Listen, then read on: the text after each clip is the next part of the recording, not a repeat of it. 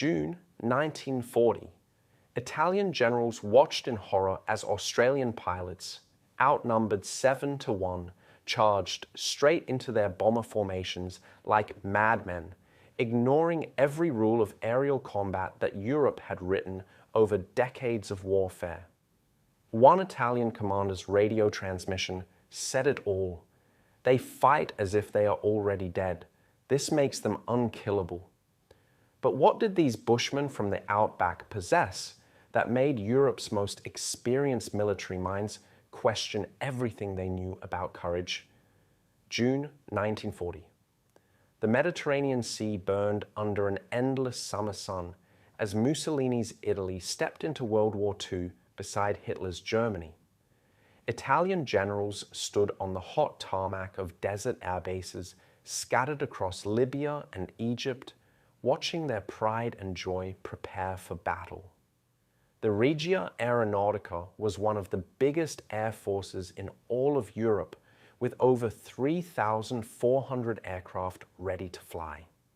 These machines represented everything Mussolini had built over 10 long years: sleek fighters, fast bombers, rows and rows of metal birds that stretched as far as the eye could see across 9 major airfields in the North African desert. The Italian commanders were not young men playing at war. These were veterans who had fought in Ethiopia and Spain. They had watched men die, and they had ordered attacks that changed the maps of nations.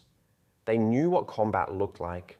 They understood how aerial warfare worked. Formation flying, textbook tactics. Strict rules written in 200-page manuals that every pilot memorized before they ever touched a control stick. This was the European way of fighting in the sky: disciplined, organized, predictable, air martial. Italo Balbo himself commanded the forces in Libya. Under his watch sat 282 combat aircraft. Fiat CR-42 biplanes with their distinctive hum. Meiji C-200 fighters that could climb faster than most enemy planes. The mechanics worked in temperatures that reached 120 degrees Fahrenheit. The metal of the aircraft burned so hot you could fry an egg on the wing. But the Italian pilots flew with total confidence. They expected to face British regulars, cautious men, careful flyers who followed their own rulebooks just as strictly as the Italians followed theirs. The political situation made everything feel certain. Mussolini's fascist government had spent a decade rebuilding Italian military prestige after the embarrassments of World War I. The Air Force was the crown jewel of this new Italy, modern, powerful, respected across Europe. Italian pilots trained for 18 to 24 months in formal academies. They learned the science of flight, the mathematics of turning radius and bullet trajectory, the art of formation combat where every plane moved as one unified machine. This was civilized warfare. This was how gentlemen fought in the sky. The desert itself seemed to bow before Italian power. Forward bases stretched across the Libyan wilderness like metal fortresses.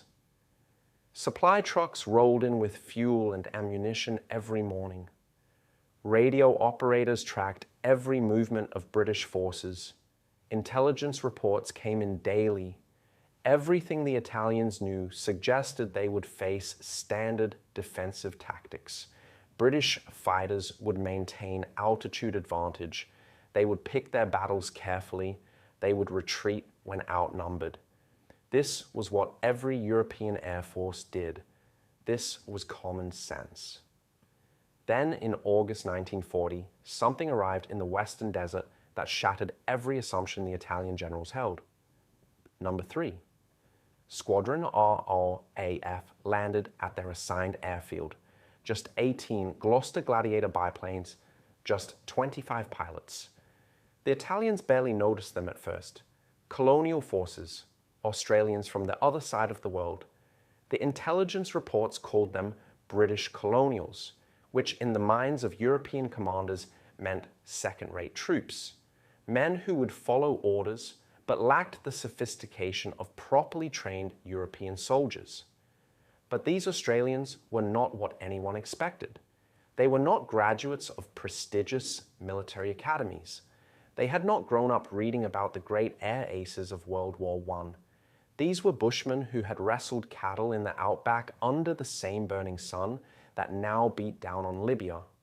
Miners from places with names like Broken Hill, where men dug ore from rock with their bare hands. Farm boys who had learned to fly in rusted training planes over endless red desert where a forced landing meant walking 50 miles to the nearest town. They had traveled halfway around the planet to reach this war, and they brought something the Italian commanders had never encountered in European warfare. They brought absolute reckless aggression. The first hints came in the way they talked. Australian ground crew members chatted with British mechanics at shared supply depots. The Australians did not speak with respect about the enemy. They did not carefully plan their attacks in quiet briefings. They were loud, they laughed, they made jokes about hunting Italian planes like they were kangaroos back home. One mechanic was overheard saying the squadron motto should be, "Get stuck in and don't think too much." British officers found this attitude troubling, unseemly, not how proper soldiers conducted themselves, but the Australian pilots did not care what anyone thought was proper.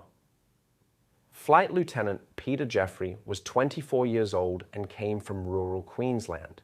He had grown up in a place where the nearest neighbor lived 10 miles away, where summer heat killed cattle if you did not move them to shade, where survival meant being tougher than the land itself.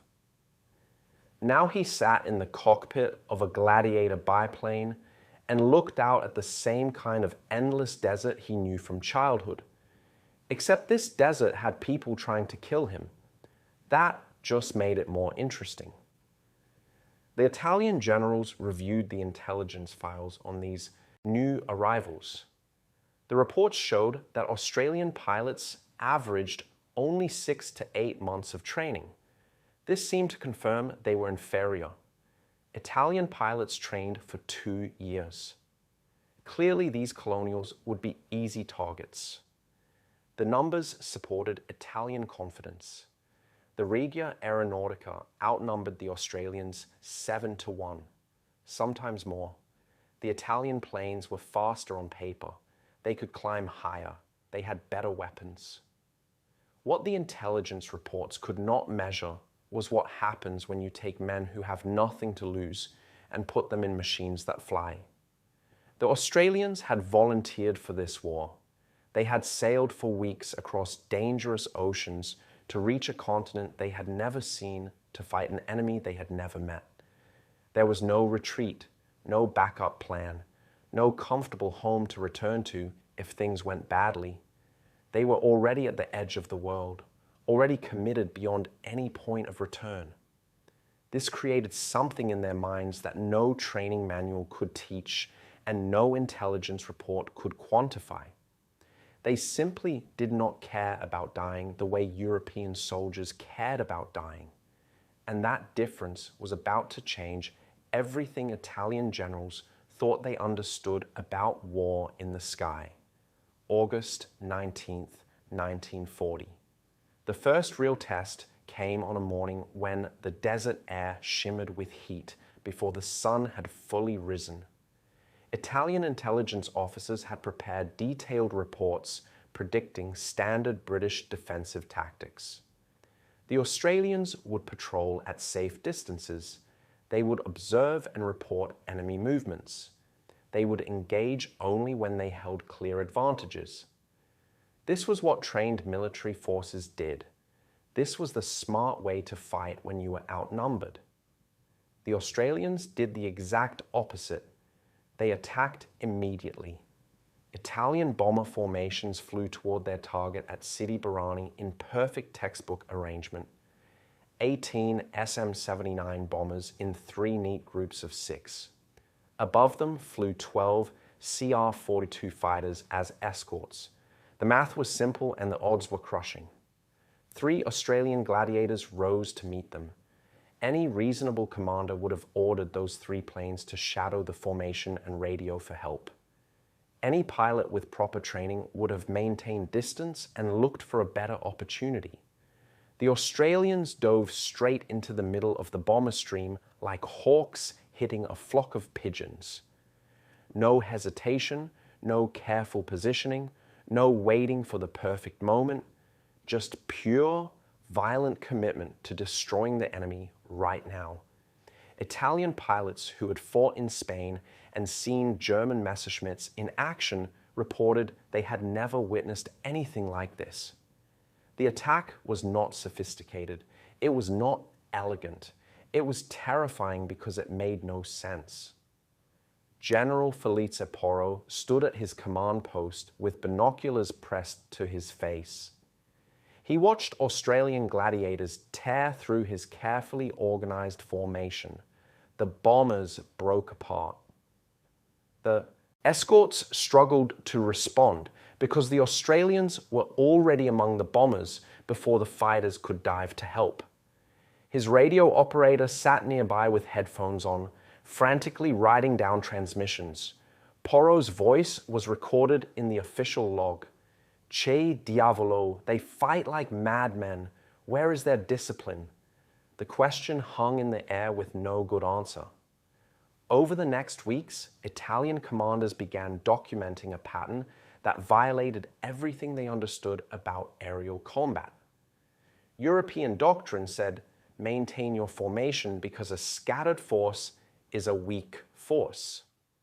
The Australians scattered deliberately to attack from multiple angles. European doctrine said, preserve your aircraft because each plane takes months to replace and each pilot takes years to train properly. The Australians flew their planes until the engines screamed and the wings bent and the fuel tanks ran so low they barely made it back to base. European doctrine said retreat when you're outnumbered because living to fight another day is better than a glorious death. The Australians never retreated first. Never. Not once. Flight Lieutenant Peter Jeffrey logged 47 combat sorties in just 63 days. His ground crew counted 19 times when his Gladiator returned with bullet holes stitched across the fuselage and wings. 19 times mechanics worked through the night patching metal and replacing damaged parts. 19 times, Jeffrey climbed back into that same plane the next morning and took off looking for more Italians to fight. When the squadron doctor suggested he should stand down for rest, Jeffrey laughed and said he would rest when the war was over. September 14th brought an engagement that Italian commanders would study for months, trying to understand what had happened. 3 Australian Gladiators intercepted a major Italian strike package over Sollum. 18 bombers, 12 fighter escorts, 30 Italian aircraft against 3 Australians. The textbook answer was clear. Do not engage. Report the position and vector in reinforcements. Live to fight when the odds are better. Every air force in Europe would have made this choice because it was the only logical choice. The Australians charged directly through the escort fighters without even slowing down. They ignored the CR-42s completely, as if those 12 Italian fighters were not even there. They went straight for the bombers. The shock of this move froze the Italian formation for critical seconds. By the time the escorts reacted, the Australians were already among the bombers, firing at point-blank range. 4 SM-29s went down, trailing smoke and flame. The Italian formation scattered in chaos. The 3 Australian Gladiators pulled away and headed for home. Total Australian losses that day was 0, not a single plane damaged. Italian Air Commander Giuseppe Santoro wrote in his personal diary that night. His words were discovered after the war when his papers were donated to the military archives in Rome. These are not pilots. They are bushrangers in flying machines. They show no fear of death. Our men are shaken. He went on to describe how Italian pilots who had flown dozens of missions without complaint were now requesting transfers to other units. They did not want to face the Australians again, not because the Australians were better flyers.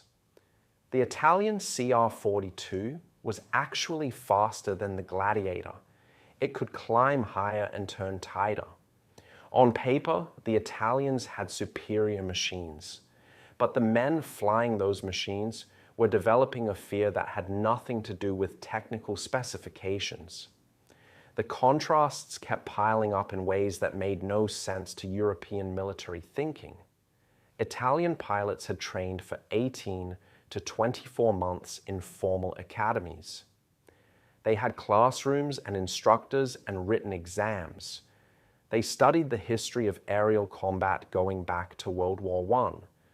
The Australians averaged 6 to 8 months of training. Most of that was just learning how to keep the plane in the air without crashing. They learned combat through improvisation and trial and error. Italian combat doctrine filled a 200-page manual with diagrams and formulas and specific instructions for every possible situation. The Australian combat doctrine was written in the notes from squadron briefing meetings. Get stuck in and don't think too much. That was it. That was the whole plan. By October, the behavior got even stranger from the Italian perspective. The Australians were actively hunting Italian aces. They were seeking out the most experienced enemy pilots instead of avoiding them. This reversed every principle of survival that military forces taught. You avoided enemy aces because aces were dangerous and killing you did not help win the war. But the Australians wanted to fight the best pilots Italy had. They wanted the challenge. They wanted to prove they could beat men who had 10 times their training and experience. Italian mechanics noticed their own pilots changing. The swagger was gone. The confident jokes about easy victories over colonial forces stopped. Men who used to volunteer for every mission now waited to be assigned. The numbers told part of the story. By December 1940, the Australians had claimed 67 confirmed kills against only 12 losses. But numbers alone could not explain the psychological shift happening across Italian airfields. Something had broken in the minds of men who thought they understood warfare. The Australians had shown them that courage was not something you learned in school. It was something you either had or you did not have. And the Italians were discovering they did not have enough of it to match these wild men from the other side of the world. December 9th, 1940. Operation Compass began with the thunder of British and Commonwealth forces launching a massive counter-offensive across the Western Desert. The campaign would change the entire course of the North African War, but for the pilots of Number 3. Squadron RRF, it just meant more work. Much more work. They flew 8 to 12 sorties every single day, sometimes more. The temperature on the ground reached levels where tire rubber melted on the runways. Mechanics poured water over the tires between flights to keep them from catching fire. The metal of the aircraft became so hot that pilots wore gloves just to touch the control stick. And through it all, the Australians kept flying, kept attacking, kept pushing themselves and their machines beyond what anyone thought possible. The numbers told a story that Italian commanders could not ignore. The Regia Aeronautica still outnumbered the Australian squadron 7 to 1. Sometimes the odds were even worse. On paper, this should have meant Italian victory through simple mathematics. More planes, more pilots, more bullets in the air. But the Australians did not care about mathematics. They cared about winning every single fight, no matter what the odds said. And somehow they kept winning. The breaking point came not in the air, but on the ground.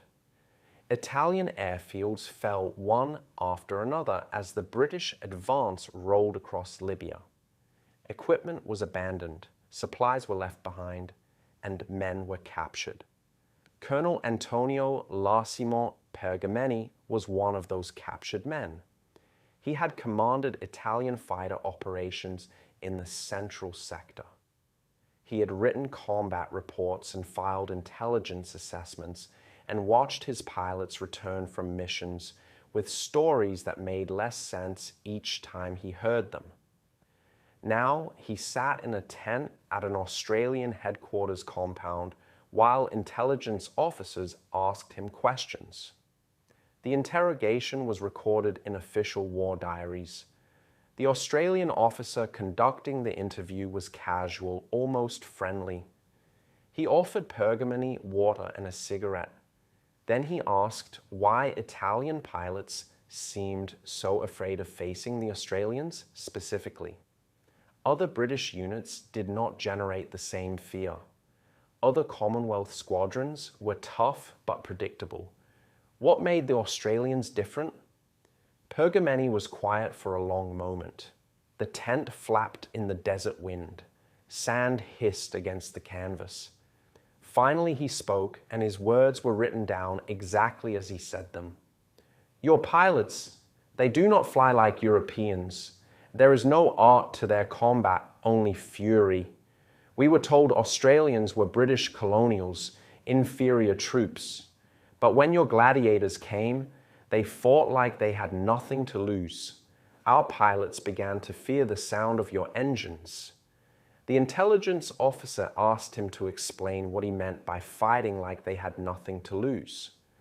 Pergameni rubbed his face with both hands. He looked tired, older than his years. He said that European pilots understood they were valuable. Each man represented thousands of hours of training and significant investment by their nation.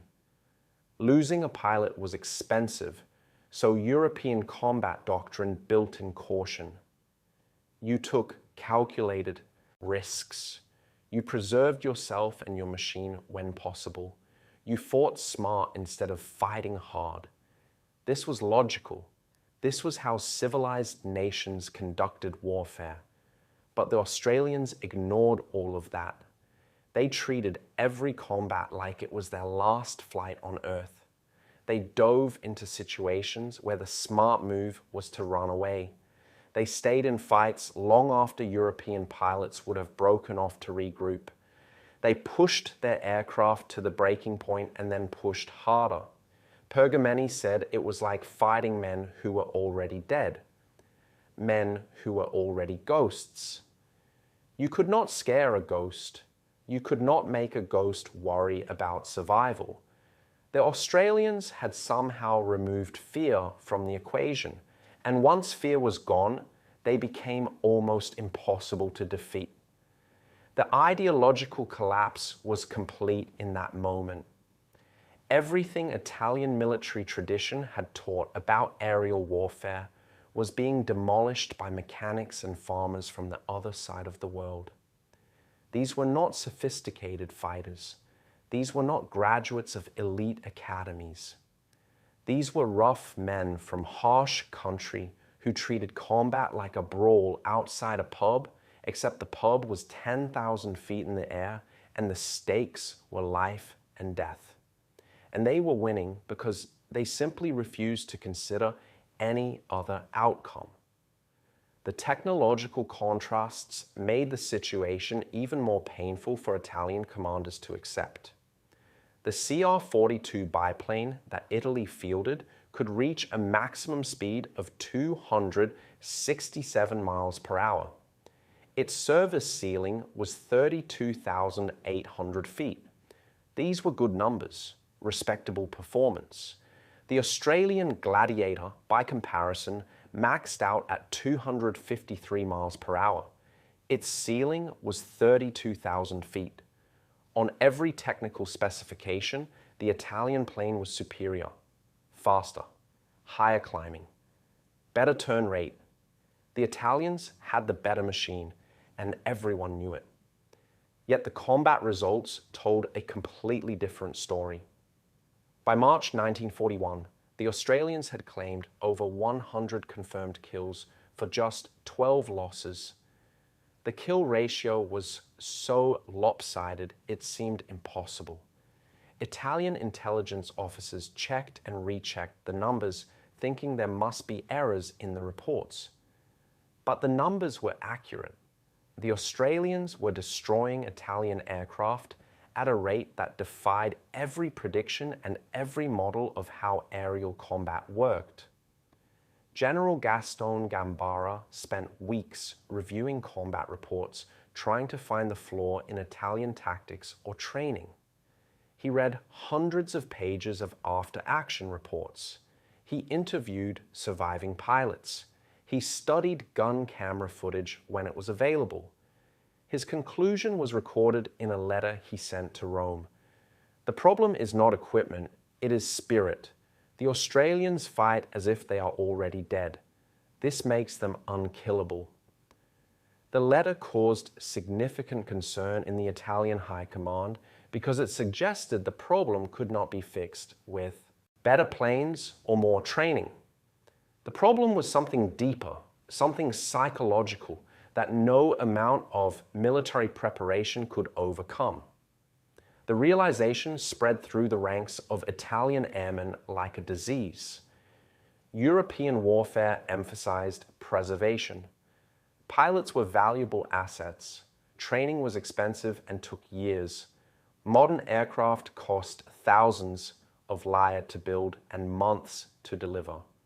Everything about the system said, protect what you have, because replacing it is difficult. This created a mentality of caution, a mindset of calculated risk.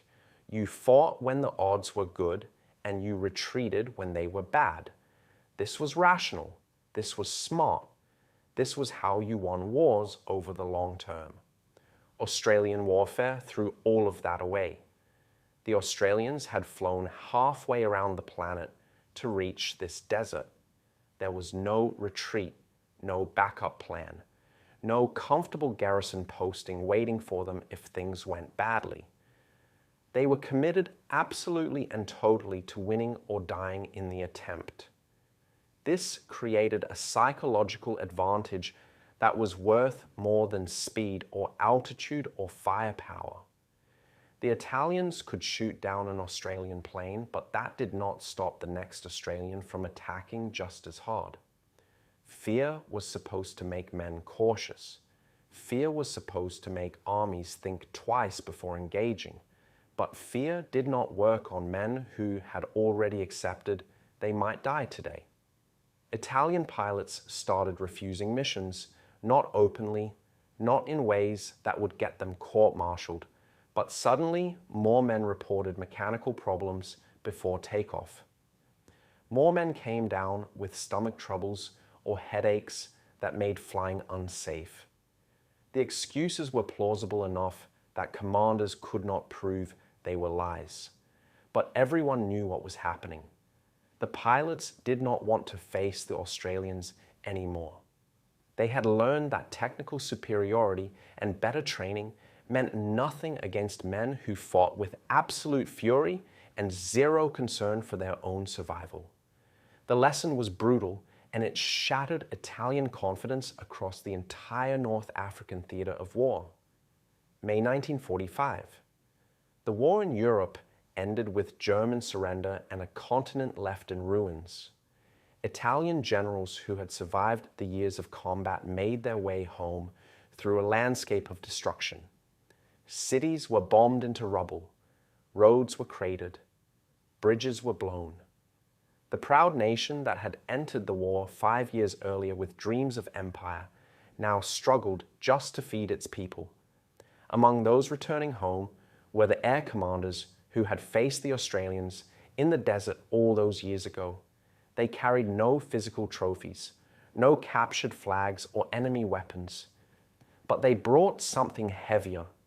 They brought lessons written in blood and fire across 3 years of Mediterranean combat. General Rino Corso Fuggier had commanded the entire Regia Aeronautica during critical years of the war. He had made decisions that sent thousands of men into battle. He had watched Italy's air force grow and then shrink as losses mounted and resources dried up. Now he sat in a cold apartment in Rome, writing his memoirs in the winter of 1946. The heating barely worked. Food was still rationed, but he had paper and ink and time to think about what had gone wrong. His words would be published years later, and they told a truth that was hard for Italian military pride to accept. "We learned too late that courage is not taught in academies," he wrote. "The Australians proved that men raised in harsh lands, who know scarcity and space, fight differently than those raised in comfort. They were not better pilots technically, but they were unbreakable psychologically." He went on for pages, trying to explain to future generations what his generation had discovered in the worst possible way. That all the training in the world could not replace the kind of hardness that came from growing up in places that tried to kill you just through their climate and isolation. The Australians had arrived in North Africa already toughened by their homeland. Italy had sent men who were skilled but soft. And in combat, softness was fatal. The mental baggage that Italian commanders brought home was heavy and specific. They had learned that aggression often defeats technical superiority. This was a fundamental revision of how they understood aerial combat. Before the war, Italian doctrine assumed that better planes and better training would win fights. The math seemed simple, but the Australians had proven that an inferior plane flown by a man with absolute commitment could beat a superior plane flown by a man who wanted to survive the day. This lesson forced a complete rewrite of Italian Air Force doctrine. Recognition that morale and mental toughness mattered more than tactics became central to post-war training. Understanding that colonial forces could exceed European military effectiveness shattered comfortable assumptions about racial and cultural superiority that had been baked into fascist ideology. Italian pilots who had flown against the Australians told their stories to younger men who would rebuild the Air Force. These stories always came back to the same themes. The Australians never quit. The Australians never showed fear. The Australians attacked when any sane person would have run away. One pilot described a fight where he had an Australian gladiator lined up perfectly in his sights. He was about to fire when another Australian came out of nowhere and rammed into his wing. Both planes went down spinning. The Australian pilot died in the crash, but he had saved his friend and taken out an enemy at the same time. This kind of sacrifice was not rare, it was routine. The Italians had no answer for men who would trade their lives that easily for tactical advantage. Meanwhile, on the other side of the world, the Australian pilots who survived returned home to a nation that barely understood what they had done. Number 3. Squadron. RAF had been the highest scoring fighter squadron in the entire North African campaign. Over 100 confirmed kills against 12 losses. These numbers would have made them legends in any European air force. But Australia was a modest country that did not celebrate its warriors with parades and monuments. The pilots came home and most of them went back to the lives they had left behind. Of the original 25 pilots who had flown those first missions in August 1940, 19 survived the war. They had beaten the odds through skill and luck and sheer stubborn refusal to give up. They scattered back across the vast Australian continent. Some returned to farms in Queensland where the red dirt stretched to the horizon. Some went back to mining towns where men still dug ore by hand. Some took jobs flying commercial routes in New Guinea, where the pay was bad, but the flying was challenging. Squadron leader Bobby Gibbers had personally shot down 10.25 Italian aircraft. The quarter came from a shared kill where 2 pilots hit the same target. He was one of the top aces in the squadron and could have parlayed his fame into a military career or a comfortable position training new pilots. Instead, he became a commercial pilot flying cargo and passengers over some of the most dangerous terrain in the Pacific. When journalists occasionally tracked him down and asked about the Italian general's shock at facing Australian pilots, Gibbers would shrug and give answers that seemed too simple to be the whole truth. "We were not trying to be fearless," he said in one interview. "We were just too bloody stubborn to let them win." That stubbornness became the lasting legacy. The Italian Air Force was rebuilt after the war with direct input from officers who had faced the Australians. Modern Italian air combat doctrine emphasizes aggressive pursuit and psychological dominance. These principles are taught to every pilot who goes through training. The ideas came straight from the lessons learned in the desert when Italian commanders realized that holding back and fighting carefully was a recipe for defeat. You had to attack, you had to press advantages, you had to make the enemy fear you more than you feared death. These were the Australian lessons written in Italian blood, and they changed how an entire nation thought about aerial warfare. The physical contrast between what the Italian generals left and what they returned to was stark. They had departed from a nation that believed itself destined for greatness, a country with modern infrastructure and ancient pride. They came home to rubble and poverty and a humbled people. But the mental contrast was even sharper. They had left believing that European military tradition represented the pinnacle of warfare, that centuries of study and doctrine had created the perfect way to fight. They returned knowing that men from the other side of the world, men with no tradition and no doctrine, had beaten them through simple, overwhelming aggression. What Italian commanders really learned in captivity and defeat was not about tactics or technology. It was about the nature of fear itself. Fear is a tool that keeps soldiers alive. It makes men cautious and helps them survive to fight another day. But fear is also a weakness that can be exploited. The Australians had somehow removed fear from their calculations. They had decided that dying in combat was acceptable if it meant winning the fight.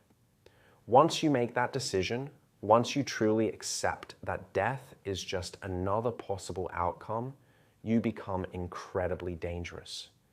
You can take risks that terrify your enemy. You can press attacks that should fail. You can win fights that the numbers say you should lose. The real lesson the Italian generals brought home was this: courage is a choice, and the Australians chose fury over fear every single time. That choice made all the difference in the burning skies above the North African desert, where the rules of European warfare broke against men who refused to follow any rules at all.